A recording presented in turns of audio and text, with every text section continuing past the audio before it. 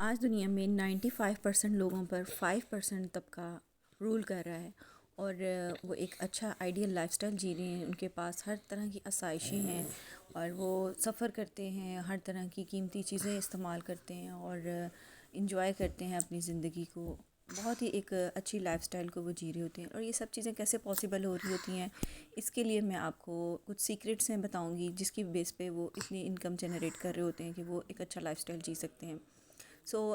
इसके लिए आपको फ़र्स्ट ऑफ़ ऑल तो अपने अंदर ऐसी क्वालिटीज़ पैदा करनी पड़ेंगी अमीर बनने के लिए। इसमें सबसे पहले जो चीज़ आती है वो आपका माइंडसेट आता है। फ़र्स्ट ऑफ़ ऑल तो आपको अपना एक पुअर माइंडसेट ख़त्म करना होगा कि जी मैं ये नहीं कर सकता, मेरे से नहीं हो पाएगा, या मैं नुकसान में चला जाऊँगा, मैं तो सब कुछ ख़त्म कर लूँगा। इस तरह के जो भी हमारे डाउट्स एंड फियर्स आ रहे होते हैं वो हमें कभी भी आगे नहीं बढ़ने देते। तो अपना माइंडसेट बड़ा करना चाहिए ताकि फिर आप भी एक बड़ा रिज़ल्ट अचीव कर सकें। इसके अलावा फिर आपको कुछ मेथड्स हैं, उनको फॉलो करना होता है। एक सिस्टम बनाना पड़ता है जिसकी बेस पर आप अपनी जो भी इनकम जनरेट करेंगे उसकी बेस पे ही वो मल्टीप्लिकेशन होगी और उसी की बेस पे ही आपको प्रॉफिट जनरेट होगा। एक सिस्टम आपको बनाना ज़रूरी है इसके लिए। एंड थर्डली जो कि मेन पॉइंट है वो है मोटिवेशन। जब तक आपका वाई क्लियर नहीं होगा कि आपको ये सब चीज़ें क्यों करनी है, क्या रीज़न्स हैं, क्या चीज़ें आपने दुनिया में अचीव करनी है, क्या आपके गोल्स हैं और किन चीज़ों की बेस पे ही आप अपने तमाम जर्नी को स्टार्ट कर रहे होंगे और उसकी डेस्टिनेशन तक पहुंचेंगे, वो आपका मोटिवेशन होता है और ये होना बहुत ज़रूरी है अपने गोल्स को अचीव करने के लिए। इसके लिए फ़र्स्ट ऑफ़ ऑल तो आप पहले ESBI मॉडल को समझिएगा ताकि आप अपनी फाइनेंशियल जर्नी को अच्छे से स्टार्ट कर सकें। तो रॉबर्ट कियोसाकी की book rich dad poor dad से ये ESBI मॉडल लिया गया है, जिसमें उन्होंने बड़े अच्छे से डिफ़ाइन किया है कि E फॉर एम्प्लॉय होता है, S फॉर यहाँ पर है self employed, B business honours and I investors. तो यहाँ पर सबसे पहले आप एम्प्लॉय की कैटेगरी को समझिएगा। तो E फॉर एम्प्लॉय में ये चीज़ें आती हैं कि जो पर्सन भी जॉब कर रहा होता है वो एम्प्लॉय की कैटेगरी में आता है। तो जॉब जो भी होती है वो होती है किसी और के बिज़नेस के लिए काम करना, ठीक है, वर्क फॉर अनदर पर्सन। तो यहाँ पर आपकी इनकम बहुत कम होती है और टाइम बहुत ज़्यादा इन्वेस्ट करना पड़ता है, जिसकी बेस पर आप फाइनेंशियल फ्रीडम की तरफ तो बिल्कुल नहीं जा सकते।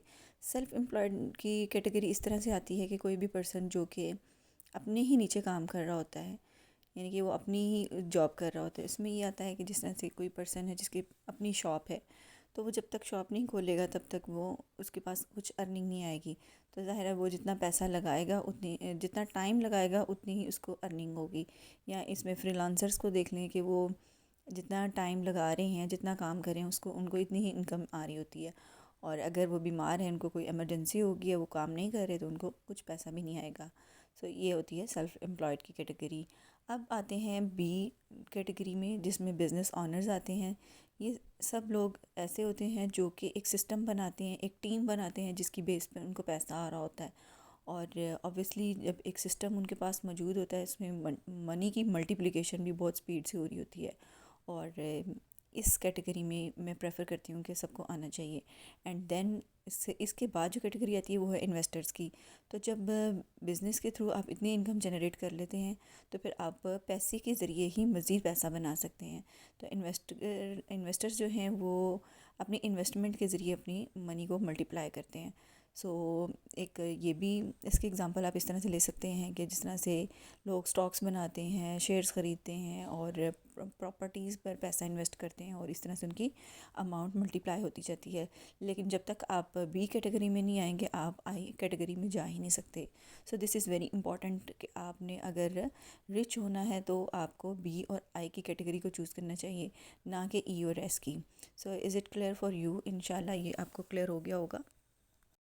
मुझे कमेंट सेक्शन में ज़रूर बताइएगा कि आपको क्या चीज़ें समझ में आई, क्या चीज़ें नहीं समझ में आई हैं। और अगर वीडियो ने आपको कुछ भी 1% भी नॉलेज दिया और ये आपके लिए प्रोडक्टिव रहा तो मुझे कमेंट ज़रूर कीजिएगा, लाइक एंड शेयर कीजिएगा, सब्सक्राइब कीजिएगा, ताकि मैं इस तरह की और भी इंफॉर्मेटिव वीडियोस आपके साथ शेयर कर सकूं।